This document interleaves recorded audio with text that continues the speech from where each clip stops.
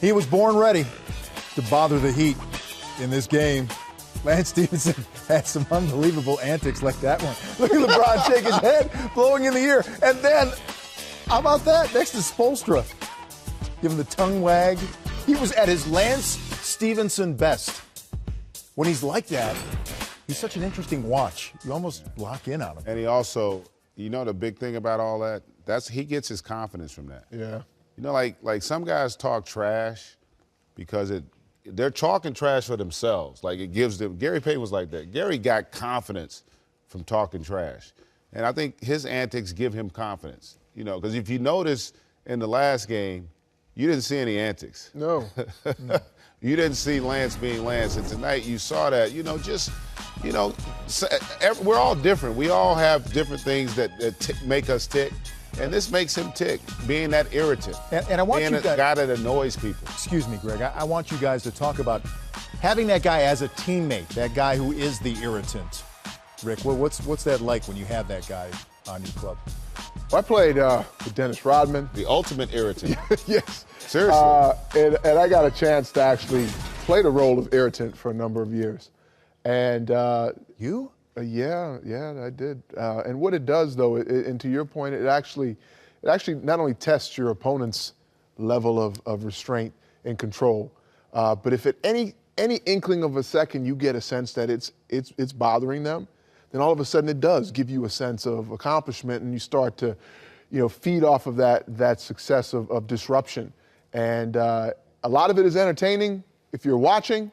A lot of it is entertainment, I think, for Lance. Yeah. And I really believe he is the type of basketball player that is looking for competition, but he's also looking to have fun. And the way he gets enjoyment out of a basketball game is to have an opponent engage with him somewhere, whether they're enjoying it or not. In the case, he'll go back and look at this and he'll see LeBron laughed, and they can maybe later on in the summer laugh about it. But that's how he keeps himself level. That's his Ritalin.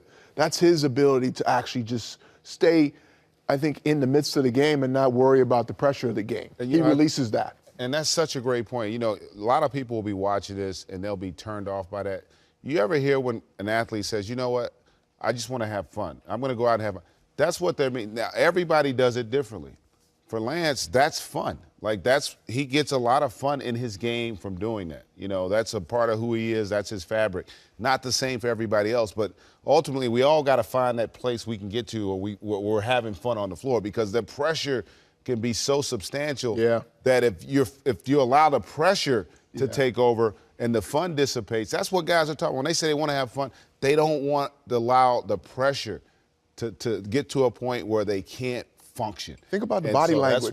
That's why you want to have fun. You want negative, to be loose. The opposite of that. When things aren't going well and you see guys slump their shoulders and they're walking around and it's just as loud as ever. You can tell what's going on in their head because their body's showing it. In the case of Lance, a lot of that, you get a sense of this guy really is into this game. He's competitive. And if you're watching him, you're thinking, look, I got somebody that's engaged and they're at battle. And I'd rather that than a guy with a slouch on his face and body language just looks like defeated. I prefer the opposite. And that play we showed there where he and LeBron scramble for the ball, that loose ball foul. I don't even know.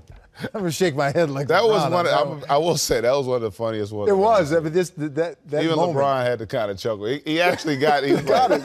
Like, this dude is crazy. This guy, come on. But that loose ball foul on LeBron, that's his fifth. And I want to also talk about, again, about Paul George and his effort in that. There it is.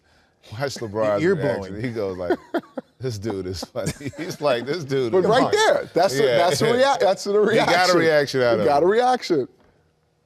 How about Spoelstra just kind of pretended like he wasn't there? I thought that was good. I thought Spoelstra.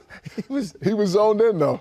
There it is. Or as they say, look at Spo. As they say, he was locked in. He was locked in. I mean, he wouldn't make eye contact with Lance. Lance was like, look at me. And he wouldn't do it. And that was Justin He went off on the official. No, that's Ed Malloy. Yeah. Telling Ed Malloy that not only did you make all the crew. he was telling Ed Malloy, not only guys. did you allow him in our huddle, you also made all those calls on LeBron. I'm sure he got a little rib in on Ed Malloy. Yeah.